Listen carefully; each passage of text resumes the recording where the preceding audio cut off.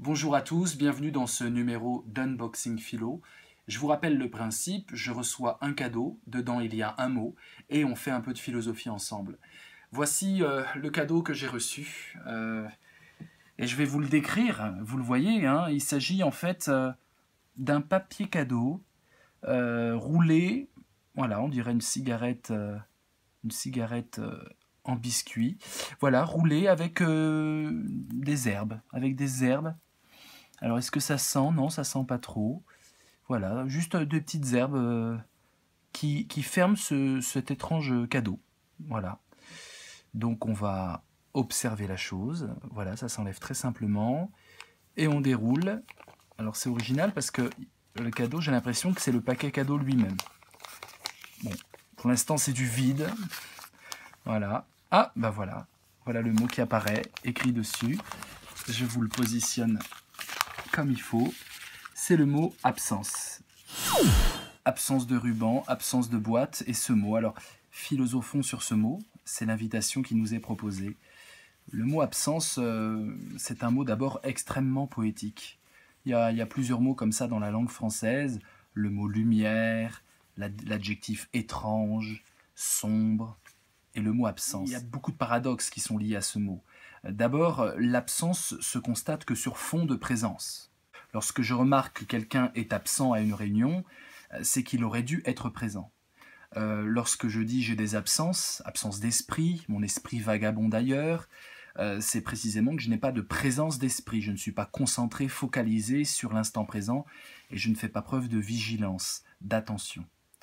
Donc le jeu entre l'absence et l'imprésence est un jeu qui a structuré la philosophie occidentale. Et Jacques Derrida, dans une approche, je dirais, d'analyse ou de déconstruction de la métaphysique occidentale, montrait bien que la métaphysique occidentale s'est construite sur la notion de présence et a dénigré la notion d'absence. Si on remonte au temps d'Aristote, au temps même des présocratiques, ou au temps d'Épicure, des stoïciens, c'est justement l'absence qui caractérise une chose que tout le monde veut, que tout le monde poursuit, en tout cas aujourd'hui, au XXIe siècle, à savoir le bonheur, à savoir le plaisir. Le bonheur, eh bien, ne doit pas être recherché pour tel par le sage. Le sage, ce qu'il doit viser, c'est plutôt l'absence de douleur, l'absence de troubles de l'âme, l'absence de troubles passionnels, ce qu'on appelle l'ataraxie, et puis l'absence de problèmes physiques, de douleurs physiques, qu'on appelle l'aponie. Et l'ataraxie et l'aponie, qui se caractérisent par le A privatif, c'est-à-dire l'absence de, eh bien, était la définition en creux, la définition négative du bonheur chez les Grecs. Donc on voit bien que l'absence de mal, est la véritable, je dirais, première définition du bien, en tout cas du bonheur. Ce mot, moi, m'évoque plusieurs choses. Évidemment, il faudrait distinguer du manque. Le manque et l'absence, c'est pas du tout pareil. Dans l'idée de manque, il y a l'idée de désir. C'est-à-dire c'est une absence motivée, plutôt qui secrète un désir particulier. Lorsque l'autre n'est pas là, l'autre me manque, c'est-à-dire que en sa présence, j'étais comblé de quelque chose, d'un supplément de vie, d'énergie, et privé de ça par son absence, je sens une forme de souffrance. Et ça fait partie d'une des définitions que j'aime à donner de l'amour. L'amour, pour moi, c'est quatre choses. D'abord, c'est la participation au bonheur de l'autre. Quand il est heureux, je suis heureux. Et puis la participation à la tristesse de l'autre. Lorsqu'il est triste ou elle est triste, je suis triste. Et c'est aussi le fait que la présence de l'autre me comble et l'absence de l'autre me creuse. Et donc l'absence, pour moi, est consubstantielle à l'amour. Alors c'est le mot de Corneille, « L'absence ne fait de mal que de ceux qu'on aime ». Il dit ça dans La Veuve. Évidemment, l'absence ne fait de mal que de ceux qu'on aime, c'est-à-dire que l'amour, c'est finalement être tellement imprégné par l'autre qu'il est impossible à l'autre d'être absent. C'est le mot aussi de Gabriel Marcel, un philosophe sous-estimé en France. Gabriel Marcel montre que finalement, aimer l'autre, c'est affirmer qu'il ne peut pas mourir, parce que de toute façon, son souvenir va lui survivre dans mon cœur. Et donc finalement, lorsque j'aime l'autre, je nie la possibilité même de sa mort, la possibilité même de son absence. Alors, nous voyons dans ce mot intéressant, dans l'absence, une sorte de réverbération aussi conceptuelle, c'est le mot de solitude. La solitude, finalement, et je crois que c'est Kundera qui écrit ça dans l'Immortalité, il dit solitude, douce absence des regards.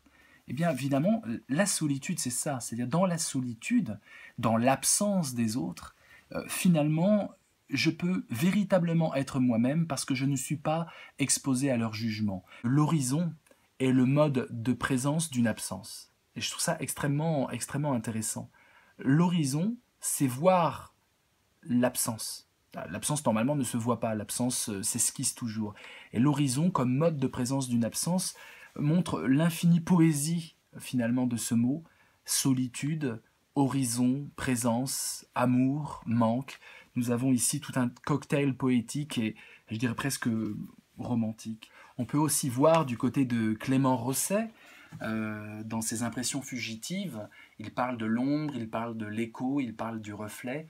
Et c'est très intéressant parce que l'ombre, l'écho, le reflet sont les marques de la réalité, les marques en creux de la réalité. Finalement, l'absence, c'est à la fois ce qui cause en nous de la douleur et de la nostalgie, un immense vague à l'âme, parce que le réel n'est plus là, et c'est un réel qui nous est cher, c'est un réel sur lequel on comptait, et le réel fait défaut, finalement la réalité se dérobe sous nos pas, sous nos sens, et à la fois c'est parce que le réel est capable de se dérober, que le réel est porteur de magie, est porteur de féerie, et que on peut finalement s'émerveiller.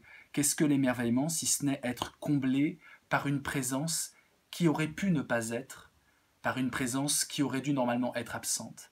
La beauté d'un coucher de soleil, la beauté d'un visage, la beauté d'une rencontre, la beauté de la nature, tout ça nous émerveille parce qu'on est comblé d'une présence qui aurait pu ne pas être, finalement une présence qui est aussi un présent, qui est aussi un cadeau que le monde nous adresse. Ben, je vous remercie, vous pouvez bien sûr laisser vos commentaires sur la vidéo, et puis je vous dis à bientôt pour l'Unboxing Philo numéro 4 pour un prochain cadeau. À bientôt.